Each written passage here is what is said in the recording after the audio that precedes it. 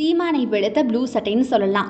ஏன் அப்படின்னா, சீமானுடைய ஆதரவு நிலை விஜய்க்கு எப்படி இருக்கும், அதே மாதிரி அவருடைய எதிர்ப்பு நிலை விஜய்க்கு எப்படி இருக்கும், அதாவது இதுக்கு முன்னாடியும் வரும் காலகட்டத்திலையும் அவர் எந்த மாதிரியெல்லாம் ரியாக்ட் பண்ணுவார் விஜய்க்காக அப்படிங்கிற மாதிரி ப்ளூ சட்டை மாறன் பார்த்தீங்கன்னா எக்ஸ் பக்கத்தில் பதிவிட்டிருக்காரு.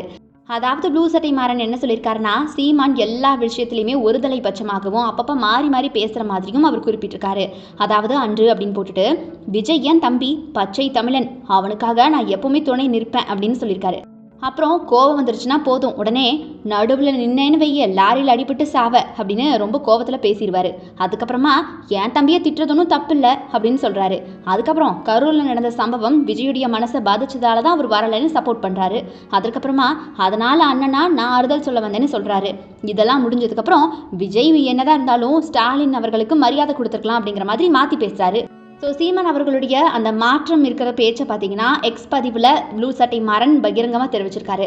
இன்னைக்கு சினிமா வசனம் பேசுகிறாரு விஜய், நாளைக்கோ என் தம்பி பேசுனது சரிதான்னு சொல்லுவார் சீமான். அதே மாதிரி நாளை மறுநாள் உனக்கு எதுக்குடா அரசியல், கட்சியை கழிச்சிட்டு போன்னு சொல்லுவார். அடுத்த வாரம் திராவிட கட்சிகள் தான் தமிழ்நாட்டையே ஆளணும்னு பட்டா போட்டு தந்திருக்கா என்ன, என் தம்பி அரசியலுக்கு வந்தால் என்ன தப்புன்னு கேட்பாரு. அடுத்த மாதம் நடிக்கிற வேலையை மட்டும் பாரு, அரசியல் ஒரு நெருப்பாட்டம், அதை நான் பார்த்துக்கிறேன்னு சொல்லுவார். இதுவே ஜனவரி 2026 தாவேக்கா தம்பி தங்கைகள் எல்லாரும் மாற்று அரசியலை முன்னெடுப்பாங்க, ஒரு அண்ணனா நான் கூட நிற்பேன்னு சொல்லுவார்.